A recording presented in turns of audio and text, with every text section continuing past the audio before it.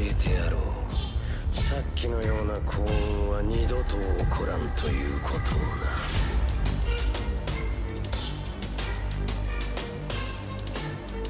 Salut à toutes et à toutes.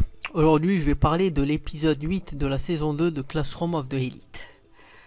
Alors déjà l'épisode, bon le début en fait nous montre une classe dévastée avec une fille qui dit voilà les gens se disputent et avec une fille qui dit de toute manière c'est votre faute, vous m'avez rejeté. Et on se rend compte très vite que la fille en question c'est Kushida, puisqu'après il y a sa forme au collège et après on revient sur sa forme au lycée où elle dit qu'on ne lui a pas laissé le choix quelque part. Alors déjà on se dit que l'épisode va être centré sur elle, ou au moins sur la partie qu'est-ce qui s'est passé à son ancien collège, et sûrement une confrontation avec Horikita. Donc en fait, ce qui se passe c'est que y a toujours l'épreuve en fait, je sais pas vraiment le terme, mais en tout cas l'épreuve où la classe D et la classe C doivent se créer des questions pour pouvoir les poser. Donc déjà ça veut dire que il faut réfléchir aux questions, réfléchir au type de questions que tu peux poser, parce que tu peux pas poser n'importe quoi, il y a forcément un contrôle qui est fait derrière, histoire que tu ne poses pas des questions niveau doctorat quoi, tu vois ce que je veux dire. Et du coup Ayano Koji il est mis dans une équipe, une nouvelle équipe, donc ça permet toujours de le sociabiliser un peu plus. Et notamment bon il y a des petites parties avec Sato qui essaye de flirter avec lui, mais lui il a l'air de s'en foutre quoi, ou alors de pas tilter.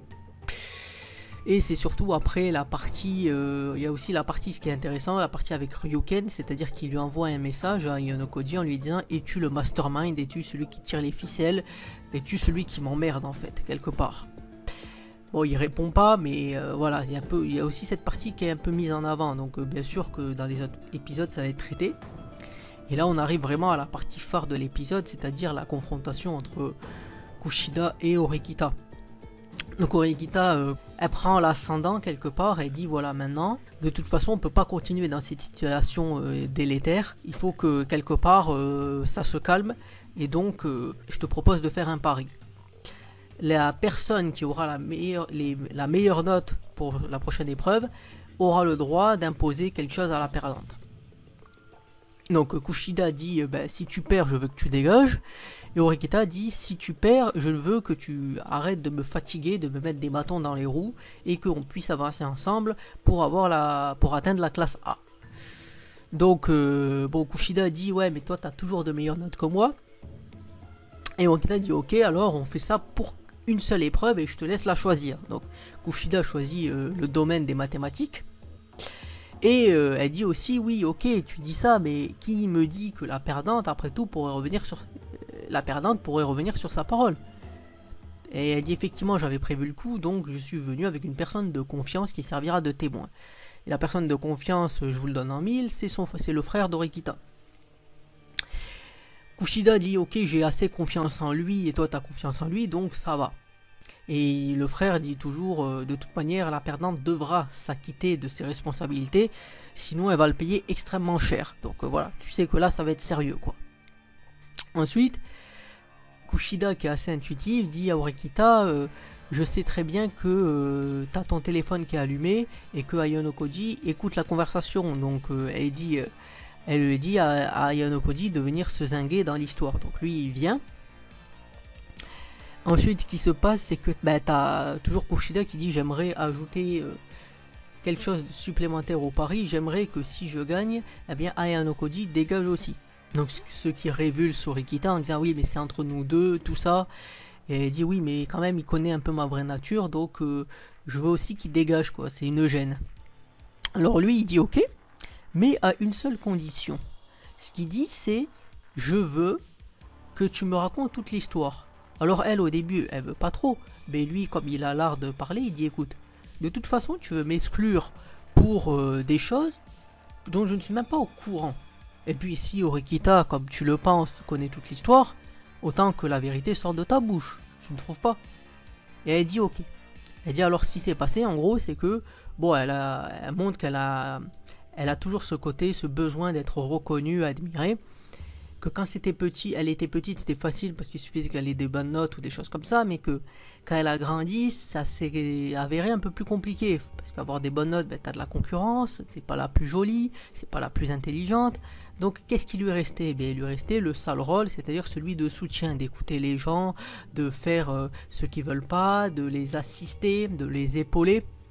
Mais elle dit, même si ça m'apporte la satisfaction d'être admirée, c'est assez, c'était très difficile, et donc elle avait besoin d'un exutoire qui s'est trouvé sous la forme d'un blog. Donc sur le blog, elle racontait toutes les histoires en disant, mais genre lui c'est un débile, elle c'est une conne, ou quelque chose, des choses de ce style quoi. Elle ne nommait pas les personnes, mais si quelqu'un, on va dire si la personne concernée lisait l'histoire, il y a assez de détails pour qu'elle puisse déduire que c'est d'elle dont on parle en fait. Et donc ça a été su d'une manière ou d'une autre, et tout le monde a commencé à lui tourner le dos. Donc là on arrive vraiment à la partie, le début de l'épisode, hein. Pas le début parce que les dégâts étaient déjà faits, mais la partie où elle se dit, ah ben vous voulez être contre moi, ok, vous allez payer. Et donc comme c'était la confidente de tout le monde, elle a pu raconter tous les secrets quoi, qui trompe avec qui se prétend riche, qui se prétend pauvre, qui si ça quoi, plein d'histoires que des gens ils lui ont dites et qui peuvent leur porter préjudice.